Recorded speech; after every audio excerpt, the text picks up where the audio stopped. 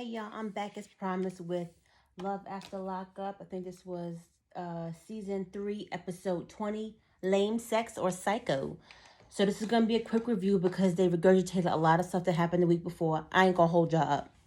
Scott and Lindsay, they talk about him reading her messages and then her little book, and then she starts saying, I heard you read you wrote to my ex-boyfriend on Facebook Messenger, and she read everything he said to her, and it was basically like, what do you think about her? Does she deserve it? What is she about? Like, basically digging in her business again. And then the guy must have reached out to her and told her what he said. And she says she doesn't understand why you feel like I'm a gold digger. He says, well, because I'm not a priority in your life. Molly Graces, which is understandable. Your phone, what else did he say? Your phone, Tara Bell, and that's it. All you care about is you and not me. I'm last on the pecking list.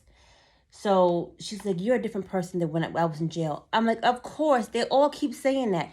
They are all different people when they are in jail because they're in jail. You don't know what the outside world is like. All you know is this one-on-one conversation. You don't know what they're dealing with, what you're dealing with, and how life works. So you're struggling to grasp the concept of it just being you and that person.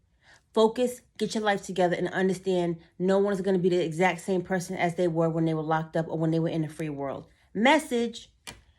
That she calls Tara Bell and tells Tara Bell that Scott thinks that she's a gold digger. He's like, you don't even have any money. How could you be a gold digger? I'm like, bitch, he had enough money to keep you together. He had enough money to help your daughter out. He moved to wherever the hell you live now to get your life together. Like, cut the shit. You ain't got shit without him. So don't do that. If that was the case, you went to your mother's house. And then Scott says, you started this with her. That's why she is the way she is. So don't act like it's her fault.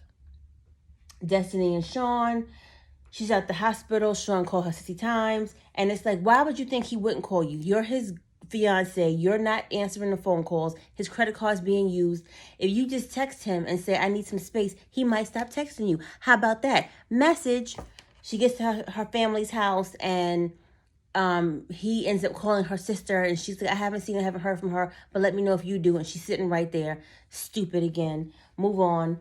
Quaylen and Chevelle, her mom and her cousin DeMarcus, who tells her the truth, is basically like, he got a starter pack. You set him up, and I told you this is what's going to happen. You was like, no, it's not. He loved me. And he said, I did 5.5 years. I told girls, we're going to be bae. I'm going to get married to you. And it's just jail talk. So stop it. And then he said, well, if you done, delete his number. She deletes his number. And I'm like, you really think that means she ain't going to call him or answer the phone when he call? She know who that is. She has never memorized. She probably bought the phone anyway. Cut it out. Sarah, Michael, and Malcolm, they have the court date. Sarah pops up at his hotel because he popped up at her house. Why she couldn't text him or call him, I don't know. But she texts him to say, she goes to the hotel and say, you going to court? And he's like, yeah, I got the paperwork because you're going to try to take my kids from me. That's not what she said. She said, I want custody of the kids. I want 50-50. 50-50 what?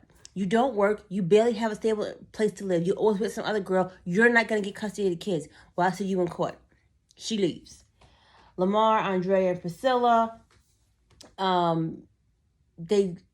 takes the little girl to meet her sister, Shantae, who's 27, and they're at the beach, and they're talking, and Andrea still don't know.